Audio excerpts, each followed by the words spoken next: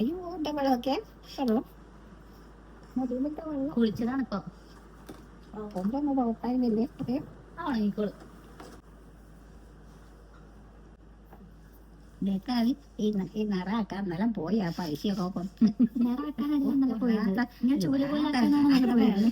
ഈ പൈസയൊക്കെ കൊടുത്തുകൊണ്ട് ഇതൊക്കെ ഇങ്ങനെ ആക്കി വന്നല്ലോ. എന്താണ് ഇത്? എന്തൊരു കഷ്ടം അല്ലേ ആ പൈസയൊക്കെ ഇങ്ങോട്ട് കൊടുത്തൂടായിരുന്നോ? വെക്കൊന്നും കഴിഞ്ഞില്ലേ? ശരിക്കും മുടി ഇങ്ങനെ ആക്കാൻ അച്ഛമ്മ ഇങ്ങോട്ട് പൈസ തരണം. എനിക്ക് മുടി ഇങ്ങനെ ആക്കാൻ അച്ഛമ്മ ഇങ്ങോട്ട് പൈസ തരണം. അങ്ങനത്തെ എന്താ പെൻഷൻ കിട്ടില്ലേ? ഓൾക്ക് പെൻഷൻ ഇല്ലല്ലോ. എനിക്ക് പെൻഷൻ ഇല്ലല്ലോ. അനക്കെങ്ങനെ പെൻഷൻ കിട്ടാ? അച്ഛമ്മക്ക് അച്ഛമ്മ പൈസ തരും. അച്ഛമ്മ ഇത് പറഞ്ഞാലോ? ഇന്ന് എന്താ പറയണെന്നറിയോ? ഹായ് ഗായ്സ് എന്ന് പറയൂ. Hi guys. അവിടെ ഹായ് ഗായ്സ്. എന്താണ് ഗൈസ് ഗൈസ് നേരമണ പറഞ്ഞാലേ ജയല്ല ഗൈസ് ആണ് കേട്ടോ. ഓക്കെ, അപ്പൊ ഇന്നത്തെ വീഡിയോ എന്ന് പറയുന്നത് ഒരുപാട് പേര് കുറെ നാളായിട്ട് റിക്വസ്റ്റ് ചെയ്തുകൊണ്ടിരിക്കുന്ന ഒരു വീഡിയോ ആണ്. എന്റെ പ്രഗ്നൻസി ഡെലിവറി സ്റ്റോറി പറയണമെന്ന് പറഞ്ഞിട്ട് കുറെ സെറ്റ് ഷൂട്ട് ചെയ്യാന്ന് വിചാരിച്ചു. പക്ഷെ ഓരോ തിരക്കായിട്ട് ഷൂട്ട് ചെയ്യാനേ പറ്റുന്നുണ്ടായിരുന്നില്ല. തിരക്കിന്റെ ഉള്ളിൽ പെട്ടെന്ന് സെറ്റപ്പ് ആക്കിയത്. പെട്ടെന്ന് ഞാൻ വസുവിനെ കുളിപ്പിച്ചു, അവനെ ഉറക്കി, ഞാനും പെട്ടെന്ന് കുളിച്ചു വന്നതാണ് കേട്ടോ മുടിയൊക്കെ ഇങ്ങനെ ഇരിക്കണത്. അപ്പൊ അപ്പൊ എന്തായാലും അധികം വൈകാതെ പെട്ടെന്ന് തന്നെ നമുക്ക് ഈ സ്റ്റോറി പറഞ്ഞ് ഈ വ്ളോഗ് അവസാനിപ്പിക്കാം. കാരണം മോൻ എപ്പോഴും എണീക്കണം അറിയില്ല, ഇവിടെ തന്നെ കിടന്ന് ഉറങ്ങുന്നുണ്ട് കേട്ടോ തൊട്ടില്, കാര്യമില്ലേ? ഓക്കെ, അപ്പൊ നമുക്ക് പെട്ടെന്ന് പറയാം. അപ്പൊ ഞങ്ങള് പറയാൻ ഉദ്ദേശിച്ചുള്ളത് വെച്ചാല് ജസ്റ്റ് എന്റെ ഒരു പ്രഗ്നൻസി ഡെലിവറി പറയാതെ മുത്തശ്ശിയുടെ കുറച്ച് അവരുടെ അന്നത്തെ കാലത്തെ ഡെലിവറിയുടെ പ്രഗ്നൻസിയുടെ കുറച്ച് സ്റ്റോറിയും കൂടെ ഇൻക്ലൂഡ് ചെയ്യുന്നുണ്ട്. അതുകൊണ്ടാണ് നമ്മൾ മുത്തശ്ശിയും കൂടെ ഇവിടെ എത്തിയത്. പക്ഷെ മുത്തശ്ശിയുടെ ഒരു വലിയ സ്റ്റോറി ആയിരിക്കും. അത് കാരണം ആണോ? എന്ത് മിറ്റത്തല്ല മുത്തശ്ശി കേട്ടത്.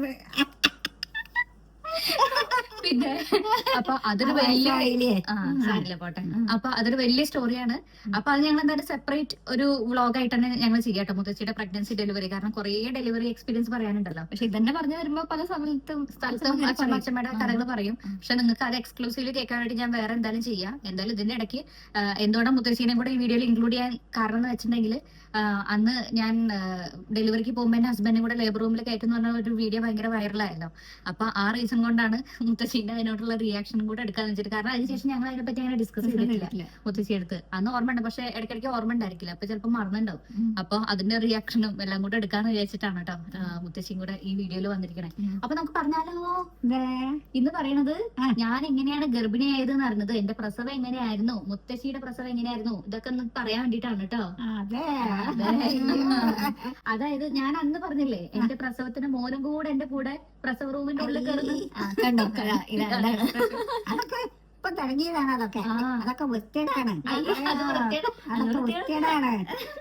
നിങ്ങക്ക് ട്രോള് വരും കേട്ടോ അങ്ങനെയൊക്കെ പറഞ്ഞാല്.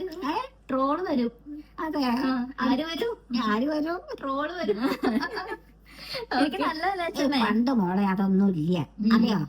പണ്ട് ഇങ്ങനെയൊന്നും ഇല്ല. പണ്ട് എങ്ങനെയായിരുന്നു ഗർഭിണിയെന്ന് അറിയണ? എങ്ങനെയായിരുന്നു? ഛർദി വരും, മാസം കുളി തെറ്റും. അല്ലാതെ മറ്റേ നമ്മുടെ ഒരു ഇതിലൊക്കെ നോക്കിയില്ലേ, കാർഡിലൊക്കെ നോക്കിയില്ലേ? അതൊന്നും ഇല്ല അന്ന് കാർഡിലൊന്നും ഇല്ല. ഏത് ഡോക്ടറെ പോയി കാണിച്ചത്?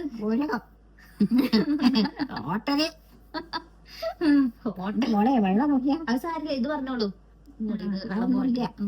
അന്ന് ഞാൻ ഈ പ്രസവമൊക്കെ കഴിഞ്ഞിട്ടും ആ ഒരു കാര്യങ്ങൾ ആസ്പത്രിയുടെ വാതിലും കൂടി കണ്ടിട്ടില്ല, അറിയോ?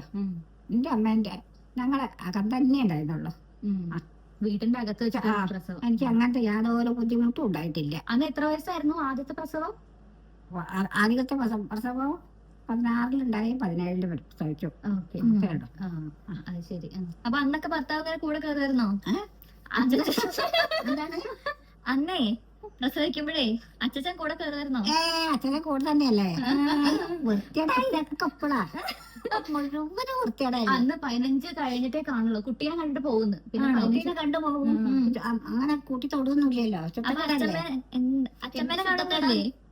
അച്ഛമ്മേനെ കാണുന്നില്ലേ? അച്ഛമ്മേനെ കാണാല്ലേ? അല്ല, പ്രസവിച്ചിട്ടുണ്ടെങ്കിലും പിന്നെ വീട്ടുകാരൊക്കെ വരും, അടുത്തല്ലേ. പിന്നെ കുട്ടീന്റെ അച്ഛൻ വരും, കാണും, ഒന്നും വരും, കാണും, കണ്ടുപോകും. അങ്ങനെയുള്ളു. പിന്നെ 15 കഴിഞ്ഞാലേ കുട്ടീനെ എടുക്കുള്ളൂ. കുട്ടീനെ എടുക്കില്ലേ? കുട്ടീനെ എടുക്കൂല. 15 കഴിയണം ഞങ്ങള്. ആണോ? ഞങ്ങൾക്ക് അതിന് വേറെ റീസൺ ഉണ്ട്. 15 പണ്ടത്തെ ഇതെന്ന് വെച്ചാൽ കുട്ടിക്ക് ഇൻഫെക്ഷൻ ഒക്കെ വരാതിരിക്കാൻ പണ്ടത്തെ പുറമേ നാല് മാതിരിയല്ല. തൊടിയില്ല എന്നൊക്കെ ഇപ്പത്തെ പറയാം. അതാണ് കേട്ടോ. അത് അയ്യോ, വലിയതാണ്, വലിയതാണ്. കുട്ടി എണീറ്റോണ്ട് കേട്ടോ. 15 കഴിയാച്ചാല് ഞാൻ കൊണ്ടുവന്ന് കുടഞ്ഞ് വൃത്താക്കിയതിന് ശേഷം കുട്ടി ഇപ്പൊ പാലൊക്കെ കൊടുത്തിട്ട് ഫുൾ ടൈം ഒക്കെ അടിച്ച് സെറ്റ് ആക്കിയതാട്ടോ. പക്ഷെ ഇടയ്ക്കിടയ്ക്ക് എണീറ്റോണ്ടേ ഇരിക്കും. അത് കഴിഞ്ഞതിന്റെ ശേഷം കുട്ടീനെ കിട്ടുള്ളൂ. ഇതുണ്ടോ ഇവിടെ പത്ത കാര്യമൊന്നുമില്ലല്ലോ. ഭയങ്കര ചിട്ടയാണ് അതൊക്കെ. നമ്മള് തുടമയ്യാതായി കുളിച്ചാല് 7 കഴിയണം. 8ാം ദിവസം ആകുമ്പോഴത്തേക്ക് പോകുള്ളൂ. ഓക്കെ. കുളിച്ചതിന് ശേഷം തടിയൊത്താവണം. അപ്പൊ അച്ഛമ്മയുടെ ഒക്കെ വീടിനകത്ത് അവരെ റൂമിൽ വെച്ചിട്ട് തന്നെയായിരുന്നു കേട്ടോ ഡെലിവറി ഒക്കെ ഉണ്ടായിരുന്നത്. അതെന്തായാലും എനിക്ക് ഡീറ്റെയിൽ ആയിട്ട് പറയാനുണ്ട്. ഓക്കെ, സെറ്റായി. പണ്ടത്തേത് മോളെ, പണ്ടത്തേത് തന്നെയായിരുന്നു. ഇപ്പത്തെ മാതിരിയല്ല. അച്ഛമ്മേ, ഇത് വൃത്തിയിടൊന്നുമല്ല. അതാണ് കേട്ടോ ജനറേഷൻ.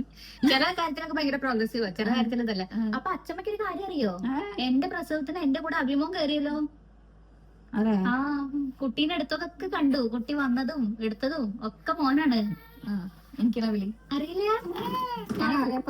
ഞാൻ അന്ന് പറഞ്ഞില്ലേ, നാട്ടുകാരെല്ലാം അറിഞ്ഞു, അച്ഛമ്മ മാത്രം അറിഞ്ഞില്ല.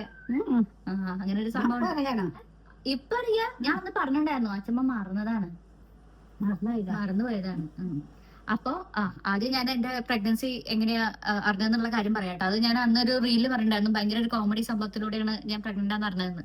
അതെങ്ങനെയാന്ന് വെച്ചാല് എനിക്ക് PCOD ഒക്കെ ആയിട്ട് കൺസീവ് ആയിട്ടുണ്ടായിരുന്നില്ല. PCOD തൈറോയ്ഡ് ഇഷ്യൂസ് ഉണ്ടായിരുന്നു. അങ്ങനെ കുറെ മുഖക്കുരു, അപ്പൊ അതിന്റെ മാർക്സ് ഒക്കെ ഉണ്ടായിരുന്നു. അപ്പൊ ഞാൻ എന്റെ ബർത്ത്ഡേയുടെ ദിവസം എനിക്ക് വേണ്ടിയിട്ട് എന്തെങ്കിലും ചെയ്യാന്ന് വെച്ചിട്ട് ഞാൻ സ്കിൻ ക്ലിനിക്കിൽ പോയി കാലിക്കറ്റ്. അവിടെ പോയിട്ട് അപ്പൊ ഡോക്ടർ എന്നോട് പലതവണ പറഞ്ഞു പ്രഗ്നന്റ് ആണോ എന്നൊക്കെ ഒരുപാട് തവണ ചോദിച്ചു. കാരണം അവർ എഴുതുന്ന ഒരു മെഡിസിൻ നമ്മൾ പ്രഗ്നൻസിയിൽ കഴിക്കാൻ പാടില്ലെന്നാണ്. പക്ഷെ ഞാൻ പറഞ്ഞു ഇല്ല, ഞാൻ പ്രഗ്നന്റ് അല്ല. ആ സമയത്ത് ഹസ്ബൻഡ് ബാംഗ്ലൂരായിരുന്നു, ഞാൻ നാട്ടിലുമായിരുന്നു. അപ്പോൾ അവരെത്ര പറഞ്ഞിട്ട് ആ മരുന്ന്, അവർക്ക് എന്തൊരു ഡൗട്ട് പോലെ. പക്ഷെ എനിക്ക് ഡൗട്ടേ ഇല്ല, കാരണം 6 years ആയിട്ട് കൺസീവ് ആയിട്ടില്ലല്ലോ. അപ്പൊ അവസാനം ഞാൻ പറഞ്ഞില്ല, ഹസ്ബൻഡ് നാട്ടിലില്ല. സംഭവം 2 മാസമായിട്ട് കൺസീവ് പീരിയഡ്സ് ആയിട്ടുണ്ടായിരുന്നു. പീരിയഡ്സ് ആയിട്ടുണ്ടായിരുന്നില്ല. PCOD ഉള്ളതുകൊണ്ട് അതുകൊണ്ടായിരിക്കും വെച്ചിട്ട് അങ്ങനെ വിചാരിച്ചിരുന്നു. പീരിയഡ്സ് ആവാത്തത് PCOD കാരണം എനിക്ക് ഇടയ്ക്കിടയ്ക്ക് റെഗുലർ ആയിട്ട് വരും. അങ്ങനെ തന്നെയാണ് വിചാരിച്ചത്. അപ്പൊ ഞാൻ ഡോക്ടറോട് പറഞ്ഞു എനിക്ക് സ്കിൻ പ്രോബ്ലം ശരിയാവണം, പിന്നെ അതിന്റെ കൂടെ PCOD ഒക്കെ പീരിയഡ്സ് ഒക്കെ വീണ്ടും വരാൻ വേണ്ടി ഞാൻ ഭയങ്കരമായിട്ട് വർക്കൗട്ട് ഒക്കെ ചെയ്യായിരുന്നു കേട്ടോ. അതിന്റെ കൂടെ തന്നെ സ്കിൻ കെയറും കൂടി ചെയ്യാന്ന് വെച്ചിട്ട് ഞാൻ ഡോക്ടറത് പോയിട്ടുണ്ടായിരുന്നത്. അങ്ങനെ ഡോക്ടർ എന്തായാലും മെഡിസിൻ എഴുതി. ഹസ്ബൻഡ് നാട്ടില്ല എന്ന് പറഞ്ഞപ്പോ അത് കഴിഞ്ഞിട്ട് മെഡിസിൻ ഒക്കെ വാങ്ങി രാത്രി വീട്ടിലേക്ക് വരുന്ന വഴിയിൽ ഞാൻ വെറുതെ ഒരു കിറ്റും കൂടെ വാങ്ങിച്ചു. വെറുതെ നോക്കാം, എന്തെങ്കിലും മെഡിസിൻ കഴിക്കില്ല അതിന് മുമ്പേ നോക്കാന്ന് വെച്ചിട്ട് കിറ്റ് വാങ്ങിയിട്ട് വന്നു. അപ്പോഴേ ഞാൻ എത്തിയപ്പോ രാത്രി കേട്ടോ. പക്ഷെ ആ സമയത്തൊക്കെ എനിക്ക് ഭയങ്കര കോഴിക്കോട് എനിക്ക് മസാല ദോശ കഴിക്കാൻ ഭയങ്കര ക്രേവിങ്സ് ആയിരുന്നു. അപ്പൊ ഞാൻ എന്റെ ഹസ്ബൻഡ് അടുത്ത് വിളിച്ചു ചോദിച്ചു കോഴിക്കോട് എവിടെ നല്ല മസാല ദോശ കിട്ടുന്നത്. അപ്പൊ എന്നോട് പറഞ്ഞു കോഴിക്കോട് ശരിക്കും നമ്മൾ പോയി കഴിഞ്ഞാൽ ബിരിയാണിയാണ് കഴിക്കുക, മസാല ദോശയല്ല. ഞാൻ പറഞ്ഞു എനിക്ക് ബിരിയാണി ഒന്നും കഴിക്കാം. എനിക്ക് ഒരു 1 week ആയിട്ട് ഭയങ്കര നോസിയ, ഛർദ്ദിക്കാൻ വരിക, ഫുഡ് അവേർഷൻ ടു ഫുഡൊക്കെ ഉണ്ടായിരുന്നു. അപ്പൊ എനിക്ക് മസാല ദോശ ആണെന്ന് പറഞ്ഞിട്ട് അന്ന് ആ ഹോട്ടലിന്റെ പേര് പിന്നെ മറന്നു ഞാൻ. Dakshin the veg. അവിടെ കയറിയിട്ട്, അത് കാലിക്കറ്റിലെ ആൾക്കാർക്ക് അറിയണ്ടായിരിക്കും കേട്ടോ, അത് പണ്ടത്തെ ഒരു വെജിറ്റേറിയൻ ഹോട്ടൽ. അവിടെ കയറിയിട്ട് ഞാൻ മസാല ദോശയൊക്കെ കഴിച്ചു. എന്നിട്ട് ഞാൻ പൂരി മസാല ദോശയൊക്കെ ഇങ്ങോട്ടും പാഴ്സൽ വാങ്ങി കൊണ്ടു. അച്ഛമ്മേനെ അമ്മേനെ വിളിച്ചു പറഞ്ഞു ഒന്നും കഴിക്കണ്ട, ഞാൻ ഇത് കൊണ്ടുവരണ്ടെന്നൊക്കെ പറഞ്ഞു. എന്നിട്ട് അങ്ങനെ വന്നു, ഞങ്ങളതൊക്കെ കഴിച്ചു. എന്നിട്ട് രാവിലത്തെ യൂറിനിലാണ് ശരിക്കും പ്രഗ്നൻസി ടെസ്റ്റ് ചെയ്യേണ്ടത്. പക്ഷെ എനിക്ക് ഉറപ്പായിട്ട് അറിയാം ഞാൻ പ്രഗ്നന്റ് അല്ലാന്ന്. അപ്പൊ ഈ കിറ്റ് ഇവിടെ ഇങ്ങനെ വെച്ച് കണ്ട് ഇവർക്കും വെറുതെ ഒരു ഹോപ്പാണ് പ്രഗ്നന്റ് ആണോ എന്ന്. പിന്നെ അതല്ല, ഞാൻ ഇവരടുത്തൊന്നും പറഞ്ഞില്ല ഇങ്ങനെ ടെസ്റ്റ് ചെയ്യണ്ടെന്നൊന്നും. ഞാൻ എനിക്ക് സെൽഫായിട്ട് ഹസ്ബൻഡിന്റെ അടുത്ത് പറഞ്ഞില്ല. ഞാൻ വെറുതെ ടെസ്റ്റ് ചെയ്തിട്ട് ആ കിറ്റ് കളയാ, എന്നിട്ട് ഈ ടാബ്ലറ്റ് രാത്രി കഴിക്കാന്ന് വിചാരിച്ചത്. അപ്പൊ ഞാൻ രാവിലെ വരെ ഫ്രഷ് യൂറിന് വെയിറ്റ് ചെയ്യണ്ട, എന്തായാലും നെഗറ്റീവ് അല്ലേ. അപ്പൊ രാത്രി തന്നെ നോക്കി കഴിഞ്ഞിട്ട് ഇത് പെട്ടെന്ന് കളയാലോ എന്നുള്ളൊരു ഐഡിയയിലാണ് കേട്ടോ ഞാൻ പെട്ടെന്ന് അത് ടെസ്റ്റ് ചെയ്തു. അപ്പൊ യൂറിനൊക്കെ വെച്ച് ഒക്കെ നോക്കി. പിന്നെ ഞാൻ എന്റെ കുളി കഴിഞ്ഞ് വന്ന് വെറുതെ ഇതൊന്ന് കളയാൻ വേണ്ടിട്ട് കിറ്റ് എടുത്ത് നോക്കിയ സമയത്താണ് സർപ്രൈസിംഗിലി അതിൽ 2 ലൈൻ കണ്ടത് കേട്ടോ. പിന്നെ എനിക്ക് ഭയങ്കര എക്സൈറ്റ്മെന്റ് ആയിരുന്നു. ആരത്തും പറയാനും വയ്യ, കാരണം നമ്മൾ ബ്ലഡ് ടെസ്റ്റ് ചെയ്ത് കൺഫേം ചെയ്തിട്ടല്ലേ നമുക്ക് ആരുടെ പറയാൻ പറ്റുള്ളൂ. പോവാണോ? അന്നത്തെ 2 ലൈനാണ് ഇത്. അന്നത്തെ 2 ലൈൻ കരയാൻ തുടങ്ങി. ഉറങ്ങിയിട്ടാണ്. അയ്യോ, ഇതൊക്കെ തലയൊക്കെ കൂടി. അല്ല, ഓനെ കുളിപ്പിച്ചിനോ? കുളിപ്പിച്ചു. അന്ത വെളിച്ചെണ്ണ തേച്ചു. ഇതൊക്കെ തലയൊക്കെ എങ്ങനെ ഉറങ്ങി തല തോർത്തിട്ട് അങ്ങനെ ഉറങ്ങിയതല്ലേ, അതുകൊണ്ടാണ്. അപ്പൊ ഇതിന്റെ ബാക്കി പറയട്ടെ കേട്ടോ. ഇനി എത്ര നേരം പറയാൻ സമ്മതിക്കുന്ന അറിയില്ല. അപ്പൊ അത് നോക്കിയപ്പോ 2 ലൈൻ ഉണ്ടായിരുന്നു. പിന്നെ എനിക്ക് ഇവരുടെ അടുത്തൊന്നും പറയാൻ വയ്യ. അച്ഛമ്മയും അമ്മയും മാത്രമുള്ള വീട്ടില്. പിന്നെ ഇത് പോസിറ്റീവാന്ന് പറഞ്ഞിട്ട് പിന്നെ നാളെ ടെസ്റ്റ് ചെയ്യുമ്പോൾ നെഗറ്റീവാന്ന് കഴിഞ്ഞാൽ പിന്നെ ഇവര് വിഷമാവില്ലേ? കാരണം 6 years ആയിട്ട് എല്ലാവരും വെയിറ്റ് ചെയ്തുകൊണ്ടിരിക്കുകയാണ്. ഞങ്ങൾ വെയിറ്റ് ചെയ്തില്ലെങ്കിലും ഫാമിലി ഭയങ്കര വെയിറ്റിംഗ് ആയിരുന്നു കേട്ടോ. ഞങ്ങൾക്ക് കുട്ടികളില്ലാന്ന് വെച്ചിട്ട് അതിന്റെ ഒരു ബുദ്ധിമുട്ടോ വിഷമോ അങ്ങനെയൊന്നും ഞങ്ങൾക്ക് രണ്ടുപേർക്കും ഉണ്ടായിരുന്നില്ല. കാരണം ഞാനുണ്ടായിരുന്നല്ലോ, ഇവിടെ ഉണ്ടായിരുന്നല്ലോ. ഇവിടെ ഞാനായിരുന്നു കുട്ടി. ഇപ്പൊ ഞാനാണ് ഈ കുട്ടിയെ നോക്കണം. ഈ കുട്ടീന്റെ അമ്മ അപ്പൊ അവളാണ്. അപ്പോ എന്റെ ഒരു ഫ്രണ്ട് ഉണ്ട്, ആതിര, എന്റെ കൊളീഗാണ്. ഞാൻ രാത്രി 11 മണി കഴിഞ്ഞിട്ടുണ്ട് കേട്ടോ. അപ്പൊ ഞാൻ ആരെയാ വിളിച്ചിട്ട് ചോദിക്കേണ്ടെന്ന് അറിയാം. ചേച്ചീനെ ഒന്നും ഞാൻ വിളിച്ചില്ല. ആ സമയത്ത് ഞാൻ ആതിരേനെ വിളിച്ചിട്ട് ഇങ്ങനൊരു കാര്യമുണ്ട്, എനിക്ക് ശബ്ദം പോലും വരണ്ടായിരുന്നല്ലോ. ആദ്യമായിട്ടല്ല, ഇഷ്ടം പോലെ പ്രഗ്നൻസി കിറ്റ് ഞാൻ ടെസ്റ്റ് ചെയ്ത് കളഞ്ഞിട്ടുണ്ട് 6 yearsന്റെ ഉള്ളിൽ. അപ്പൊ ഞാൻ ഇത് കണ്ട് ഭയങ്കര എക്സൈറ്റഡ് ആയിട്ട് ഞാൻ അവളെ വിളിച്ചു. അപ്പൊ അവൾ അതേ തന്നെ തോന്നുന്നുണ്ട്, നാളെ എന്താ ടെസ്റ്റ് ചെയ്യണമെന്നൊക്കെ പറഞ്ഞു. പിന്നെ അവളും പറഞ്ഞു ഇപ്പൊ ആരുടെ പറയണ്ട, ഡോക്ടർ കൺഫേം ചെയ്ത് കഴിഞ്ഞതിന് ശേഷം മാത്രം പറഞ്ഞാൽ മതി. പക്ഷെ എന്റെ ആ എക്സൈറ്റ്മെന്റിൽ ഞാൻ ഇവൾക്ക് ഫോട്ടോ അയച്ചു വാട്സപ്പില്. എന്നിട്ട് ഞാൻ വിളിച്ചു നോക്ക് എന്നൊക്കെ. അങ്ങനെ ഇവിടുത്തെ മാത്രമേ പറഞ്ഞു, ചേച്ചിയുടെ അച്ഛനടുത്ത് ഒന്നും പറഞ്ഞില്ല. പിറ്റേ ദിവസം രാവിലെ ഞാൻ പോയി. അച്ഛമ്മ അന്ന് ഞാൻ മസാല ദോശയും ഒക്കെ ആയിട്ട് വന്നില്ലേ കോഴിക്കോട് പോയിട്ട്, ഗർഭിണിയാന്ന് പറയേണ്ട തലേ ദിവസം അത് പറഞ്ഞു കൊടുക്കൂ. തലേ ദിവസം ആശുപത്രിയിൽ പോയി അല്ല, ഗർഭിണിയാന്ന് പറയുന്ന തലേ ദിവസം ഞാൻ കോഴിക്കോട് പോയി രാത്രി വരുമ്പോഴേ പൂരി മസാല ദോശ കൊണ്ടുവന്നിരിക്കുന്നു. അപ്പോഴല്ലേ അറിയണത് പൂരിയല്ലേ. പൂരിയാണ് അത്. അപ്പൊ അത് വാങ്ങിയ സമയത്ത് എന്റെ ഹസ്ബൻഡ് ചോദിക്കുകയും കൂടെ ചെയ്തു കേട്ടോ, എന്താ പ്രഗ്നന്റ് ആണോ, നീ എന്താ ഗർഭിണിയാണോ, മസാല ദോശ കഴിക്കാന്നൊക്കെ. പക്ഷെ അത് തമാശയായിട്ടേ എടുത്തുള്ളൂ. പിന്നെ വീട്ടിൽ വന്നപ്പോഴാണ് ശരിക്കും അങ്ങനത്തെ ഒരു ക്രേവിങ്സ് ഒക്കെ ഉണ്ടായിരിക്കും കേട്ടോ ആൾക്കാർക്ക്, ഇങ്ങനെ പുളിയായിട്ടുള്ള സാധനങ്ങളൊക്കെ കഴിക്കാൻ വേണ്ടിയിട്ട്. ആ സമയത്ത് ഞാൻ പറഞ്ഞില്ലേ ഭയങ്കര ഹെവി വർക്കൗട്ടും കൂടെ ഞാൻ സ്റ്റാർട്ട് ചെയ്തിട്ടുണ്ടായിരുന്നു, ഞാനും അച്ഛമ്മയും കൂടെ കേട്ടോ. എനിക്കൊരു 5:36 വരെ എനിക്ക് വർക്ക് ഫ്രം ഹോം ആയത് കാരണം ഞാൻ വീട്ടിൽ തന്നെ വർക്ക് ചെയ്യേണ്ടായിരുന്നത്. വർക്ക് കഴിഞ്ഞ് കഴിഞ്ഞാൽ ഒരു 6 മണിയോട് കൂടെ ഞാൻ ടെറസിലേക്ക് പോകും. അച്ഛമ്മ എന്റെ കൂടെ വരും. എന്നിട്ട് ടെറസ് പോയിട്ട് ഇങ്ങനെ ചെയ്യില്ലേ, അത് പറഞ്ഞു കൊടുക്കൂ. അതിങ്ങനെ ചെയ്യുമ്പോ പിന്നെ ഞാൻ പറഞ്ഞത് ഇങ്ങനെ ചെയ്യാൻ പാടില്ല. അത് അറിഞ്ഞിട്ടില്ലല്ലോ, അറിയുന്നതിന് മുന്നേ തന്നെ ഇതൊക്കെ ചെയ്തിരുന്നു. അങ്ങനെ പല വിദ്യകളും ചെയ്തിരുന്നു. പറഞ്ഞത് ഞാൻ ചെയ്യാൻ പാടില്ല, ഒന്നും ചെയ്യാൻ പാടില്ല. എന്റെ അടുത്ത് ഡംബൽസ് ഒന്നും ഉണ്ടായിരുന്നില്ല. അപ്പൊ ഞാൻ രണ്ട് കുപ്പിയിലെ വെള്ളം നിറച്ചിട്ട് അയ്യോ കുപ്പിയിലെ വെള്ളം കൊണ്ടുപോയി വെക്കാ മോളില് ടെറസിൽ. എന്നിട്ട് അതിങ്ങനെ എടുത്തിട്ടുള്ള പണിയാണ്. തടി കുറഞ്ഞേ ഇത് അറിയില്ലല്ലോ. അപ്പൊ പീരിയഡ്സ് കൈകൊണ്ട് കാലോണ്ടുള്ള പണിയൊക്കെ ചാടിയില്ലേ കൊറേ. ഞാൻ പിന്നെ ഇതിങ്ങനെ ആലോചിക്കാം, ആ ചാടിയത് വിട്ടൊക്കെ ഈശ്വരാ. അപ്പോഴേക്കും കുട്ടിക്ക് 2 മാസമായി. കാരണം എനിക്ക് ഡൗട്ട് ഒന്നും, വയറ് ഞാൻ ചാടി വരണ്ടോ? ഒന്നാമത് നമ്മള് രാവിലെ തൊട്ട് സിസ്റ്റത്തിന് മുമ്പിൽ നിന്നിട്ടുള്ള വർക്കാണ്. അതിങ്ങനെയൊക്കെ ചെയ്യുമ്പോ വയറും കുലുങ്ങേ, ലേശം വയറുണ്ടാവുമ്പോ വയറും കുലുങ്ങല്ലേ. മോളെ അറിയില്ലല്ലോ, എന്തോ ഭാഗ്യത്തിന് രക്ഷപ്പെട്ടു. രക്ഷപ്പെട്ടു തന്നെയാണ്. രക്ഷപ്പെട്ടോ. ഈ വയറ് അന്നൊന്നും വയറ് അങ്ങനെ ഇളകാൻ പാടില്ല. വയറ് ഇളകാലൊക്കെ എപ്പോഴാണെന്ന് അറിയോ? ഏകകാലം 8-9 മാസം ആയാലും 8 മാസമൊക്കെ ആയാലൊക്കെ എന്നാ കുമ്പിട്ടിട്ട് നോർന്നിട്ടും ഒക്കെ പണിയൊക്കെ ചെയ്യാ. അങ്ങനെ അടിച്ചു വാരുക, അടിക്കുക, കുമ്പിട്ട് കാട് നോരുക, ഇതൊക്കെയാണ്. നമ്മൾ ശരിക്കും ഇനീഷ്യൽ മന്ത്സിലാണ് കേട്ടോ ഏറ്റവും നന്നായിട്ട് ടേക്ക് കെയർ ചെയ്തിട്ട് നമ്മൾ റെസ്റ്റ് എടുക്കേണ്ടത്. കാരണം ഇന്നത്തെ ഇത്രയും കാലമായിട്ട് കൺസീവ് ആവാതെ കിട്ടിയ ഒരു പ്രഗ്നൻസിയും കൂടെ അല്ലേ. പക്ഷെ അതൊന്നും എനിക്ക് അന്ന് അറിയണ്ടായിരുന്നില്ല, പ്രഗ്നന്റ് ആണെന്നേ അറിയില്ലല്ലോ. എന്നിട്ട് പിന്നെ ഇത് ടെസ്റ്റ് ചെയ്ത് കഴിഞ്ഞപ്പോഴേ ഈശ്വരാ, ഇത്രയും കാലം ഞാൻ ഇതൊക്കെ വെച്ചിട്ടാണല്ലോ ചെയ്തത്. പിന്നെ എനിക്ക് ഡോക്ടറെ കണ്ട് കൺഫർമേഷൻ സ്കാനിങ് ഒക്കെ ചെയ്യാതെ ഒരു സ്വസ്ഥത ഉണ്ടായിരുന്നില്ല. അങ്ങനെ പിറ്റേ ദിവസം രാവിലെ തന്നെ ഞാൻ പോയിട്ടോ. രാവിലെ തന്നെ പോയി ബ്ലഡ് ടെസ്റ്റ് ഒക്കെ ചെയ്യാൻ കൊടുത്തു. ഒരു 11 o'clock ആകുമ്പോഴാണ് റിസൾട്ട് വരാന്ന് പറഞ്ഞു. എനിക്ക് 11 ആവാൻ ഭയങ്കര അന്ന് 11 മണി ആവാത്ത പോലെ തോന്നുന്നു. ഞാൻ 10 മണി 10:15 ഇതിനൊക്കെ വിളിച്ചോണ്ടേ ഇരിക്കും. 7 മണിക്ക് ഞാൻ ബ്ലഡ് കൊടുത്തിട്ടുണ്ടായിരുന്നു കേട്ടോ. ഞാൻ അന്ന് പറഞ്ഞേനു, ഒന്നും അറിയില്ല, അമ്മയും കൂടി ഇല്ല, ഒന്നും പറഞ്ഞു കൊടുക്കാൻ ഒരമ്മയില്ല. അച്ഛന് ഇതൊക്കെ പറ്റുമോ പറഞ്ഞു കൊടുക്കാന്? ഇതൊക്കെ ഞാൻ ഇവിടുന്ന് പറയും. എന്തെങ്കിലൊന്ന് പറഞ്ഞു കൊടുക്കണമെങ്കിൽ വയസ്സായാലും ഇവിടെ കൊത്തിരിക്കുന്നതാ. ഞാനും ആരുടെ പേരും ഞാനും പറ്റും. അന്നത്തെ കാലല്ലേ ഇന്നത്തെ കാലം. അപ്പൊ അന്ന് ഒരാൾക്കാരും ഇല്ല. അന്നേരം ആസ്പത്രിയിൽ പോയി പ്രസവിക്കല് മുഴുവനും വീട്ടിൽ തന്നെ, മുഴുവനും വീട്ടിൽ നിന്ന് ഒരു അകൃതവും ഇല്ലാണ്ട്. ഇപ്പോഴാണ് ഇതൊക്കെ അല്ലേ, ഒക്കെ വീട്ടിൽ നിന്ന്, എല്ലാം വീട്ടിൽ നിന്ന് നോക്കാൻ ആളും ഉണ്ടാവും. ചങ്കരൻകുട്ടി എവിടെ? അച്ഛമ്മന്റെ ചങ്കരൻകുട്ടി എവിടെ? ചങ്കരൻകുട്ടി എവിടെ? അച്ഛമ്മന്റെ കരണേന് മുമ്പ് പെട്ടെന്ന് സ്റ്റോറി പറഞ്ഞു കേട്ടോ. അങ്ങനെ അപ്പൊ എനിക്ക് മനസ്സിലായി. പിന്നെ 11 o'clock ആകുമ്പോഴേക്കും ഞാൻ അങ്ങോട്ട് വിളിച്ച് വെറുപ്പിച്ച് അവസാനം ലാബിൽ നിന്ന് ആ റിപ്പോർട്ട് വന്നു, പോസിറ്റീവ് ആണെന്നൊക്കെ പറഞ്ഞോട്ടോ. അങ്ങനെ ഡോക്ടർ ഞങ്ങള് ആ സമയത്താണ് പിന്നെ അമ്മയുടെ അടുത്തും അച്ഛമ്മയുടെ അടുത്തൊക്കെ പറഞ്ഞത്. എന്നിട്ട് പിന്നെ ഡോക്ടറെ പോയി കാണിച്ചു. അപ്പൊ ഡോക്ടർ ഇങ്ങനെ സ്കാൻ ചെയ്ത് നോക്കി. എന്നിട്ടാ പറഞ്ഞത് 2 months ആയിട്ടുണ്ടെന്ന്, 8 weeks കഴിഞ്ഞിട്ടുണ്ടായിരുന്നു. അപ്പൊ അപ്പോഴാണ് 2 മാസം അതിനുള്ള എക്സൈറ്റ്മെന്റ് ഇതൊക്കെ. പിന്നെയാണ് ചേച്ചീനെ അച്ഛനെയൊക്കെ വിളിച്ചിട്ട് പറഞ്ഞേട്ടോ. അപ്പൊ എല്ലാവരും ഭയങ്കര ഹാപ്പി ആയി, ഭയങ്കര സെലിബ്രേഷൻ മൂഡായി. കാരണം സത്യം പറയണെങ്കിൽ അമ്മ മരിക്കുന്ന വരെന്ന് വെച്ചാൽ നമ്മള് എപ്പോഴും ഹോസ്പിറ്റലും അങ്ങനത്തെ ടെൻഷനും കാര്യങ്ങളൊക്കെ ആയിരുന്നു. അത്രയും കാലമായിട്ടും സെലിബ്രേഷൻസ് ഒന്നുമില്ല. അത് കഴിഞ്ഞതിന് ശേഷം ഇപ്പൊ എന്റെ ചേച്ചിയുടെ കല്യാണം കഴിഞ്ഞെങ്കിലും ഞങ്ങൾ അത്ര സെലിബ്രേഷൻ വെഡിങ് ഒന്നും ആയിരുന്നില്ല. കാരണം അതിനുള്ള മൂഡൊന്നും ഉണ്ടായിരുന്നില്ല. അത് കഴിഞ്ഞിട്ട് ഇപ്പൊ അമ്മ മരിച്ചിട്ട് ഒരു 6 years ആയി. എന്റെ കല്യാണം 6 monthsലാണ് അമ്മ മരിച്ചത്.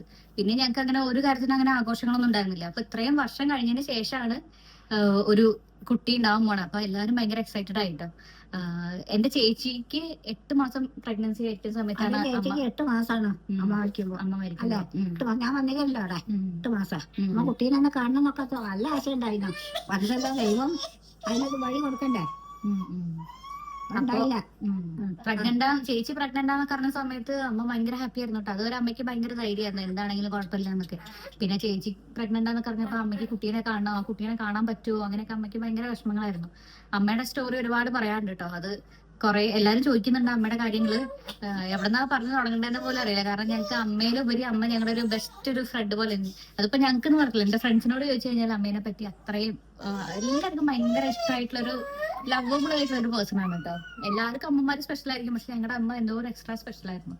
ഒരു തവണ കണ്ട ആരും മറക്കില്ല. ഓക്കെ, അപ്പൊ ടോപ്പിക്കിന്ന് ഞാനാണ് ഇത്തവണ ഡിലീറ്റ് ചെയ്ത് പോണത്.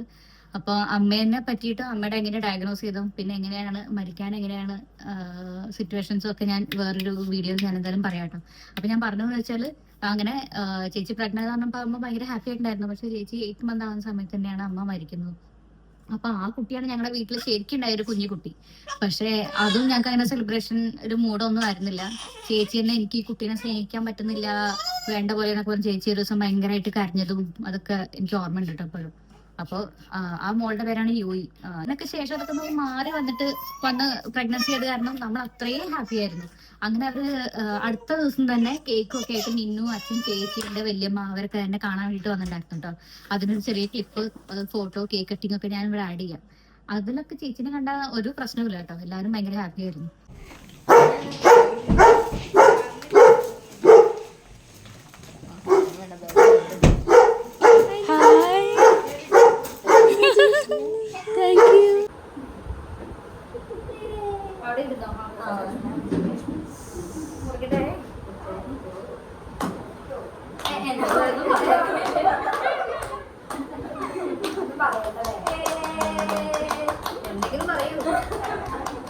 എന്താ ലിലി പറയുന്നത്? എന്താ പറയാ?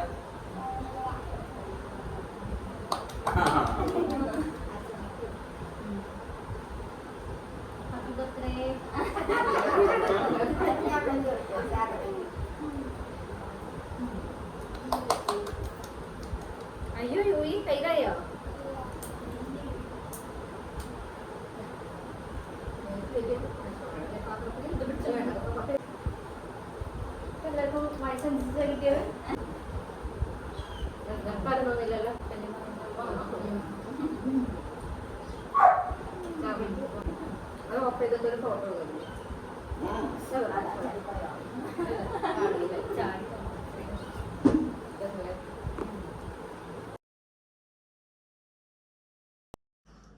എന്നിട്ട് ആ കേക്ക് കട്ട് ചെയ്ത് പോയി 3 ദിവസം കഴിഞ്ഞപ്പോഴാണ് ചേച്ചിക്ക് ബ്രസ്റ്റിൽ ഒരു ക്ലമ്പ് ഫീൽ ചെയ്തത്. അതിനെ പറ്റിയുള്ള സ്റ്റോറി ചേച്ചി ഡീറ്റെയിൽ ആയിട്ട് ചേച്ചിയുടെ ഒരു ചാനലിൽ ചേച്ചിക്ക് പോസ്റ്റ് ചെയ്യണമെന്നുണ്ട്. അത് പോസ്റ്റ് ചെയ്യൂ കേട്ടോ.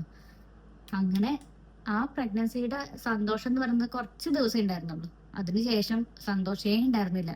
എങ്ങനെയാണ് നമ്മൾ ഇത്രയും വർഷം 2014 തൊട്ട് അമ്മ ക്യാൻസറിനോട് ഫൈറ്റ് ചെയ്യുന്ന കണ്ടിട്ടും ഭയങ്കര ഒരു ഹാർഡ് ആയിട്ടുള്ള ഒരു ടൈമാണ്. അസുഖം വന്ന ആള് മാത്രമല്ല, നമ്മളും കൂടെയാണ് അതിലേക്ക് ഇൻവോൾവ് ആയിട്ട്, നമ്മുടെയും കൂടെ ഒരു ജേണിയാണത്. അതൊക്കെ കഴിഞ്ഞ് അതിനൊക്കെ ഒന്ന് കരകയറി വരുന്നേ ഉണ്ടായിരുന്നുള്ളൂ. പിന്നെ ഈ പ്രഗ്നൻസി കൂടെ പറഞ്ഞ് ഭയങ്കര ഹാപ്പി ആയിട്ടിരിക്കുന്ന സമയത്താണ് ചേച്ചിക്കും 3rd stage ബ്രസ്റ്റ് ക്യാൻസർ ആണ് നമ്മൾ ഡയഗ്നോസ് ചെയ്യുന്നത്. അതോടുകൂടെ ഞാൻ പ്രഗ്നന്റ് ആണുള്ള കാര്യം ഞാൻ വിട്ടു. പിന്നെ ഞങ്ങൾ എല്ലാവരും ചേച്ചിക്ക് വേണ്ടിയിട്ടുള്ളൊരു, കാരണം ഇനീഷ്യൽ സ്റ്റേജ് ആണെങ്കിലും കൂടെ നമ്മൾ ഓക്കെയാണ്, ഓക്കെ ഒന്നും അല്ല എത്രയാണെങ്കിലും, പക്ഷെ ഇത് അത്രയും അഡ്വാൻസ് സ്റ്റേജ് ആയി, ഒരു സിംറ്റംസും ഇല്ലാതെ ഇങ്ങനെ വന്നില്ലേ. അപ്പൊ നമ്മുടെ അതിലെല്ലാം കംപ്ലീറ്റ് ഒരു ബ്രേക്ക് ഡൗൺ ആയി എന്ന് പറയാലോ. അങ്ങനെയായി. പിന്നെ ചേച്ചി അങ്ങനെയാണ്. അപ്പോഴും ആ മോറ് ഇങ്ങനെ കണ്ണ് കാണും എനിക്ക് അമ്മേന്റെ. അപ്പോഴും ഇങ്ങനെ മോറ് എന്താന്നറിയോ, കല്യാണം കഴിഞ്ഞപ്പോ ഇവിടെ വന്നു. ഇവിടെ വന്നപ്പോ ഇവിടെ കിടക്കേമ കടന്നു. ഇവിടെ കിടന്ന് ഉറങ്ങാൻ തോന്നാണ്ട്. ഞാൻ ഒന്നും പോണില്ല. ഞാൻ പറഞ്ഞു പോണ്ട മോള് അവിടെ കിടന്നോ. അപ്പോഴേതാ ചേട്ടാ കൊണ്ടുപോകാന്നൊക്കെ ഓണം നിക്കുക. ആരും കേക്കില്ല. അന്ന് എന്റെ കല്യാണം കഴിഞ്ഞിട്ടില്ല. പോവാനേ മനസ്സില്ല ഇവിടുന്ന്. അന്ന് എന്റെ കല്യാണം കഴിഞ്ഞിട്ടില്ല. അതിന് മുമ്പേ മുന്നെയാണ് കല്യാണം കഴിഞ്ഞില്ലേ. അത് കല്യാണം പിന്നെയല്ലേ കഴിഞ്ഞത്. ഇവിടെ ചേട്ടന്റെ മോന്റെ കല്യാണത്തിന് വന്നതാണ്. അപ്പോഴാണ് കണ്ടത് തന്നെ. അപ്പൊ ഇവിടെ വന്നു. ഈ കിടക്കേമ തന്നെ കിടന്നു. ഇവിടെ കിടന്ന് ഉറങ്ങാൻ എന്തൊരു സുഖാണ്. ഇന്ന് ഞാൻ പോരുന്നില്ല, ഞാൻ ഇവിടെ നിക്കുക. ശശി അച്ഛനോട് പറയാ. അച്ഛനാണ് കൊണ്ടുപോകാൻ തൊക്കോളം നിൽക്കുകയും ചെയ്യാം. നേരം വഴുകി എന്ന് പറഞ്ഞ് ഇങ്ങനെയുണ്ട്. ഞാനിപ്പോൾ അതൊക്കെ ഇങ്ങനെ ഒറ്റയ്ക്ക് കുത്തിരിക്കുമ്പോഴാണ് മോളെ ഇതൊക്കെ ഇങ്ങനെ ആലോചിക്കപ്പോ ഉണ്ടെങ്കിൽ എത്ര ആനന്ദമായിരുന്നു. ഇവിടെ നിൽക്കുന്ന അറിയാൻ നിന്നോളൂ. അപ്പൊ ഞാനത് പറയായിരുന്നു. ഞാൻ ഗർഭിണിയാന്ന് പറഞ്ഞ നമ്മള് കേക്ക് ഒക്കെ മുറിച്ച് ആഘോഷിച്ചപ്പോഴല്ലേ ചേച്ചിക്ക് വയ്യാന്ന് അറിഞ്ഞത്. അതേ അസുഖം ചേച്ചിക്കും വന്നില്ലേ? അതേ സുഖം. അതെ ശരിയാണ്. അപ്പോഴും വന്നു. പിന്നൊക്കെ മാറിയില്ലേ. ഇപ്പോഴും മരുന്ന് കഴിച്ചോണ്ടിരിക്കുന്നുണ്ട്. Chemo surgery. അത് അപ്പൊ ഭയങ്കര തന്നെയാണ്. വിചാരിക്കുമ്പോ സങ്കടമാവുകയാണ്. കുറെ സമയത്ത് തന്നെയാണ് വയ്യാണ്ട് ആയതും. ഓള് ഗർഭിണി ആവുമ്പോൾ തന്നെ വയ്യാണ്ട് ആയതും. വിചാരിക്കുമ്പോ സങ്കടം വരികയാണ്. പിന്നെ പ്രഗ്നൻസിയിൽ നമ്മൾ ചെയ്യുന്ന ഓരോ ആഘോഷങ്ങളോ അതൊന്നും ചടങ്ങുകളൊക്കെ അല്ലേ, അങ്ങോട്ട് കൂട്ടിക്കൊണ്ടുപോവാ, ഇങ്ങോട്ട് വരിക, വളകാപ്പ്, ഇങ്ങനത്തെ ഒരു ചടങ്ങുകളൊന്നും ചെയ്തിട്ടില്ല. ഓരോരോ കാര്യങ്ങളൊക്കെ കഴിയാനുണ്ട്. ഒന്നും ചെയ്തില്ല. അച്ഛമ്മ കല്യാണം കഴിഞ്ഞ ശേഷം അമ്മയ്ക്ക് വയ്യാതിരുന്ന സമയത്ത് അങ്ങോട്ടും ഇങ്ങനെ ആലോചിക്കും. അപ്പൊ പറയാ വയറിങ്ങോട്ട് ചാടിയ മാതിരി ഉണ്ട്. വയറ് ഒരു സുഖമില്ലാത്ത വയറ്. നെറ്റാക്കിന്റെ വയറിന്റെ ഉള്ളില് നെറ്റാണ്. ആർക്കും അറിയാം, എനിക്കറിയില്ല പറയുന്നത്. അതായത് അമ്മയ്ക്ക് അപ്പോഴേക്കും ലാസ്റ്റ് സ്റ്റേജ് ആവാറുണ്ടായിരുന്നു. അപ്പൊ വയറ്റിലൊക്കെ നീരൊക്കെ വയറ്റിന്റെ ഉള്ളിലൊന്ന് നിച്ചല്ല, പറയില്ല, ആരും പറയില്ല എന്നൊക്കെ പറഞ്ഞു. ആകെ ഫുൾ ബോഡി സ്പ്രെഡ് ആയിട്ടുണ്ടായിരുന്നു അസുഖം അമ്മയ്ക്ക്. ഇങ്ങനെ വന്നത് പോലും ഞാൻ റിയലായിട്ട് ഒന്നാണ്. അതൊക്കെ ഇങ്ങനെ ആലോചിക്കും ഞാൻ. എന്റെ ചേച്ചി ഇവിടെ വന്നപ്പോഴേ അമ്മ ഉണ്ടെങ്കില് അതുണ്ടെങ്കിൽ എത്ര പുരോഗതി ഉണ്ടായിരുന്നോ അയാൾക്കും. മക്കളിങ്ങനെ ഉണ്ടായാലും അമ്മമാരുണ്ടാവും പോലെ വരില്ലല്ലോ, എത്ര ചെയ്യാലോ. ഇവിടെ നോക്കേണ്ട ചേച്ചിയാണ്. ആ ചേച്ചിക്കും വയ്യാണ്ടായി. എന്ത് ചെയ്യാനാണ്? ഓരോ വിധിയാണ്. ഒന്നും പറഞ്ഞിട്ട് കാര്യമില്ല മോളെ, ഓരോ വിധിയാണ്. ഇപ്പൊ അവിടെ ഞാൻ ഈ ഒക്കെ കഴിഞ്ഞു. എന്റെ അമ്മയ്ക്ക് ഒരു തലവേദന. എന്റെ മോളെ, എന്റെ അമ്മയ്ക്ക് ഒരു തലവേദനയും കൂടി എന്റെ അമ്മയ്ക്ക് ഉണ്ടായിട്ടില്ല. അറിയോ? അതാണ് നോക്കേണ്ടത്. ഉണ്ടായിട്ടില്ല. എന്നെ കൊണ്ട് പറഞ്ഞ മാതിരി തന്നെയാണ്. അങ്ങനത്തെ ഒരു സൂക്കോടും അമ്മയ്ക്ക് ഉണ്ടായിട്ടില്ല. അപ്പോ പിന്നെ അങ്ങനെയാണ് എന്റെ പ്രഗ്നൻസി സ്റ്റോറി ഉണ്ടായത് കേട്ടോ. അതിൽ എന്തൊരു പോയിന്റ് ഞാൻ ആഡ് ചെയ്യണമെന്ന് വിചാരിച്ചു. പെട്ടെന്ന് മൂഡ് ഔട്ട് ആയിപ്പോയി. എന്താ പറയണ്ടെന്ന് എവിടെയാ ഞാനിങ്ങനെ എന്നോട് ഞാനിങ്ങനെ ഉമ്മർത്ത് ഇങ്ങനെ ഇരിക്കുമ്പോ ഓരോ ചിന്തയാണ് എന്നെ അലട്ടുന്നത് മുഴുവനും. ഓരോരോ ചിന്ത ഇങ്ങനെ വന്നാളും. അങ്ങനെ ആലോചിക്ക് ഞാൻ എത്ര പുരോഗതി ഉണ്ടായിരുന്നു. വന്നും പോയി ഇങ്ങനെ നിൽക്കുമ്പോ ഇങ്ങനെ ആലോചിക്കും ഞാന്. അല്ലപ്പം പൊളിഞ്ഞ പോയി ആളെ പറ്റിയിട്ട് ഞാൻ ആലോചിച്ചിട്ട് എന്താ കാര്യം. മോന്റെ കിടക്കുമ്പോ എന്നോട് അറിയിച്ചാൽ അതാ ഞാൻ കുറെ സോഫയിൽ കിടക്കണത്. ഇവിടെ വന്ന് കിടക്കണത്. അവിടെ കിടക്കുമ്പോ എപ്പോഴും അതിന്റെ മുഖത്തേക്കാ ഞാൻ നോക്കി കിടക്കണത്. സാരില്ല.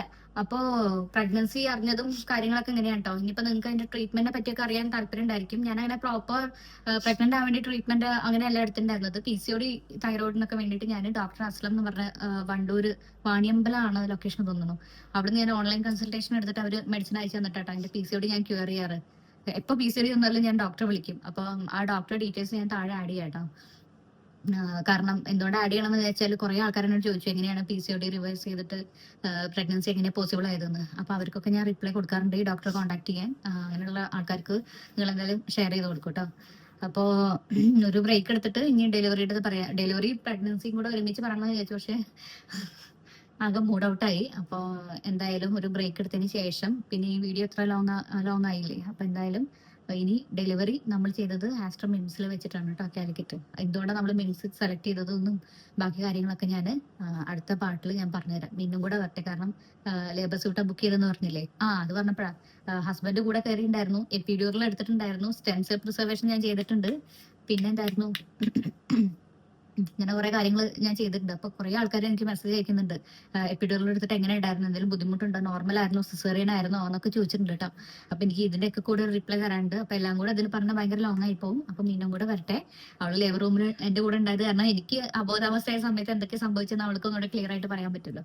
അപ്പം ഞാൻ വാസുവിന് ഇനി കുറച്ച് പാലൊക്കെ കൊടുത്ത് സെറ്റ് ആക്കിയിട്ട് ഒരു ബ്രേക്ക് എടുത്തിട്ട് തിരിച്ചു വരാം കേട്ടോ. അപ്പം ബാക്കി ഡെലിവറി സ്റ്റോറി മിംസിൽ വെച്ച് നടന്ന എന്തൊക്കെ കഥകള്, എന്തൊക്കെ കോംപ്ലിക്കേഷൻസ് എനിക്ക് ഉണ്ടായിരുന്നോ, എന്തൊക്കെ ഞാൻ ഫേസ് ചെയ്തത് എല്ലാം ഞാൻ അടുത്ത പാട്ടിൽ ഞാൻ പറയാം കേട്ടോ. അപ്പം എല്ലാവർക്കും ടാറ്റാ. ടാറ്റ കൊടുക്കൂ. ടാ ടാ ടാ ടാ ടാ ടാ ടാ.